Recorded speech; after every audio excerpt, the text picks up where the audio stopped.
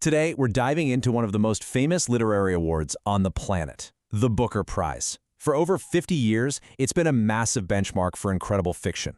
But, let's be honest, it's also been a magnet for some serious drama. So, let's get into it. Posh bingo. That's what author and winner Julian Barnes once called it. And you know what? He kind of nailed it. It perfectly captures this wild mix of high culture prestige and, well, total unpredictability.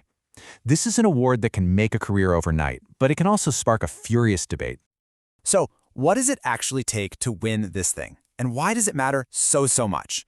We're going to unpack the absolutely life-changing impact of winning, dig into some of the controversies that have kept people talking for decades, and peek behind the curtain at the super secret, intense process of how a winner is even chosen.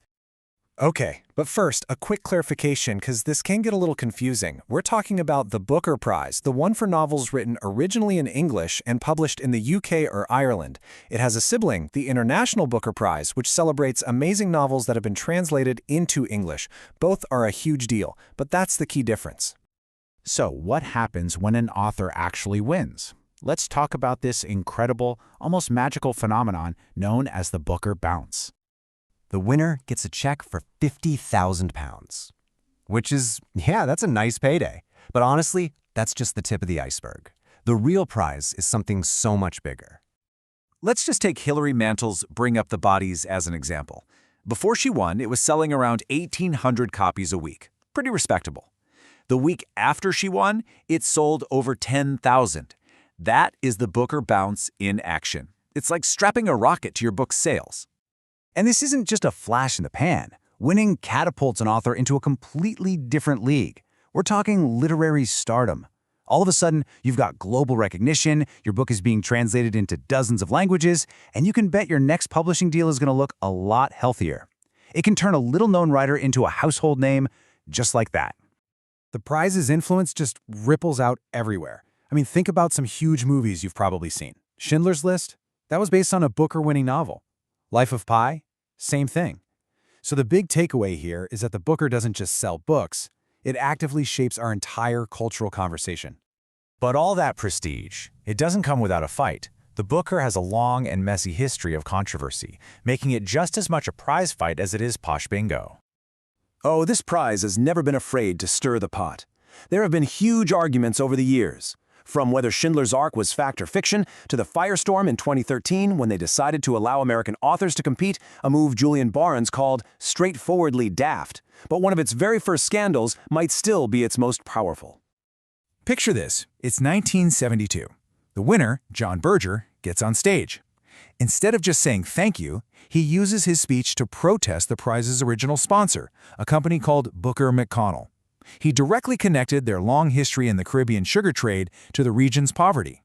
Then, in this absolutely stunning move, he announced he was donating half his prize money to the British Black Panther movement.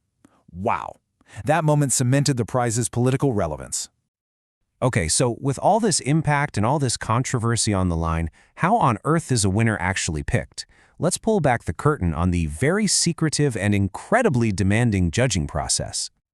Just get a load of this number. Over 7 months, each of the 5 judges has to read around 170 novels. That's pretty much a book a day. As one former judge put it, my gosh, nobody does that. I mean, can you even imagine? It's a literary marathon unlike anything else. And there is a system to this madness. It starts with those 170 or so books. The judges have to whittle that down to a long list. The Booker doesn't. Then they reread all of those to get to a final short list of 6. And after a third read of those final 6, they all get in a room and finally pick a winner. And that whole rereading thing, it's absolutely crucial. A former judge, Stuart Kelly, explained that you have to read the winner 3 times. A book might be a thrilling page-turner on the first go, right? But does it hold up on the third? He argues that this process naturally rewards seriousness. It favors books that have hidden depths, things you only discover the second or third time you read them. So what are they actually looking for? Well, a former head judge, Maya Jasanoff, gave us a bit of insight. She says the panel usually looks for a few key things. Characters and settings that just grip you. A story that feels fresh, something you haven't read a million times before. The writing itself has to be masterful, from the sentence level all the way up. And finally, it has to have big ideas, something that really gives you something to chew on. But the story doesn't end when the winner is announced. See, the Booker is run by a foundation, and its mission goes way beyond just handing out an award once a year. At its heart, the Booker Prize Foundation is a registered charity. Its whole purpose is to promote literature and to foster a love of reading, especially in communities that might not have as much access to great books. And this isn't just some nice-sounding mission statement. If you actually look at how they spend their money, nearly every single pound goes directly into charitable activities. They really, truly put their money where their mouth is. And the work they do is pretty amazing. They run a program that gets Booker shortlisted novels into prisons to help with literacy and empathy. They provide crucial funding to other important literary awards like the Caine Prize for African Writing. And they support a project at the British Library to preserve authors' life stories. You know, the stories behind the stories. Which kind of brings us back to our big question. The Booker Prize is clearly so much more than posh bingo. It's a career maker, a cultural force, a charitable engine. But maybe its most powerful role is this double act. Is it a mirror, just reflecting the best books we're already reading? Or is it a lens, focusing our attention and actually shaping what the world will be reading for decades to come? The answer, I think, is probably both.